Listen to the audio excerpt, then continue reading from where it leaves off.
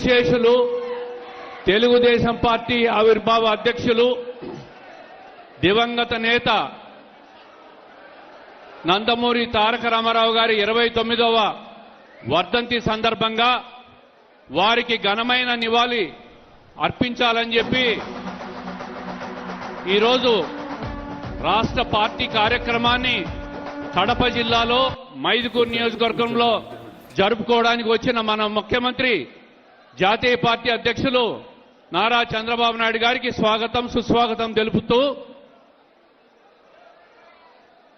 1982లో మార్చి 29వ తేదీ తెలుగుదేశం పార్టీ ఆవిర్భవించి ఇప్పటికీ దాదాపు 43 సంవత్సరాలైంది.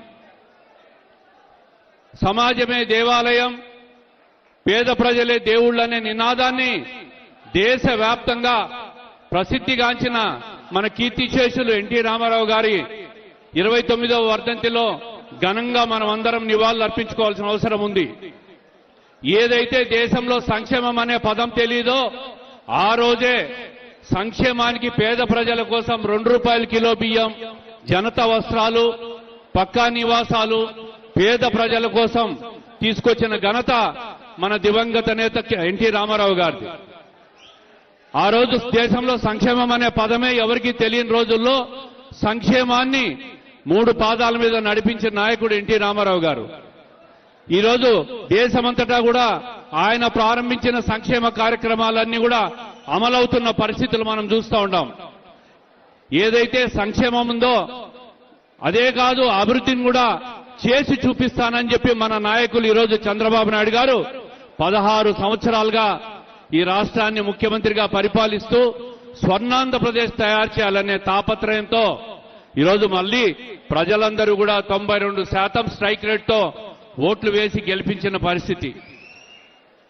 మరి ఒక్కసారి గత 5 సంవత్సరాల పరిస్థితికి పోతే రాష్ట్రమంతటా అరాచకాన్ని చూసి ఈ రాష్ట్రానికి మీరే పెద్ద దిక్కు, ఈ రాష్ట్రానికి అభివృద్ధి చేయాలన్నా సంక్షేమం చేయాలన్నా ఒక్క చంద్రబాబు నాయుడు గారితోనే సాధ్యమవుతుందనే విషయాన్ని ప్రజలందరూ అర్థం చేసుకొని ఈరోజు మళ్లీ ఓట్లేసి 6 నెలల తర్వాత మొదటిసారిగా కడప జిల్లా పర్యటనకు వచ్చినందుకు మన తెలుగుదేశం పార్టీ కుటుంబ సభ్యులందరి తరఫున మన నాయకుడికి హర్షధ్వానాల మధ్య స్వాగతం తెలియజేయాల్సిందిగా కోరుకుంటున్నా.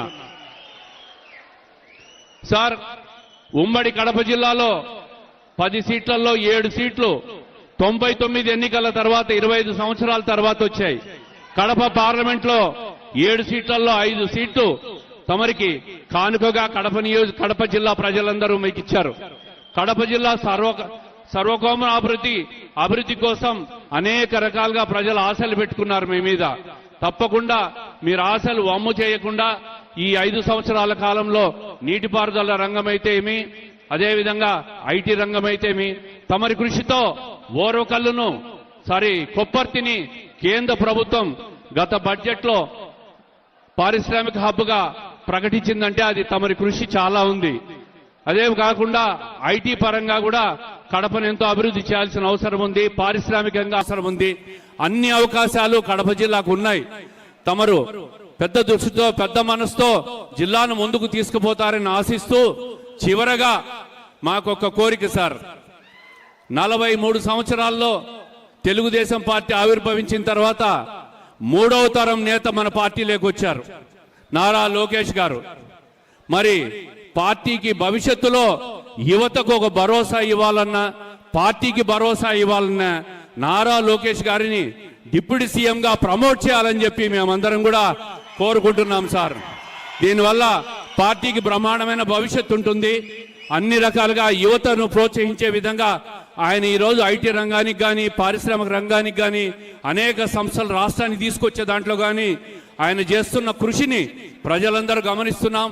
ఆయనను మరింత ఎలివేట్ చేసి పార్టీకి ఉజ్వల భవిష్యత్తు ఇచ్చే విధంగా తమరు చేస్తారని ఆశిస్తూ తప్పుగా మాట్లాడింటే మన్నించవలసిందిగా కోరుకుంటూ తమరు ప్రసంగించవలసిందిగా కోరుకుంటున్నాం సార్. ధన్యవాదాలు.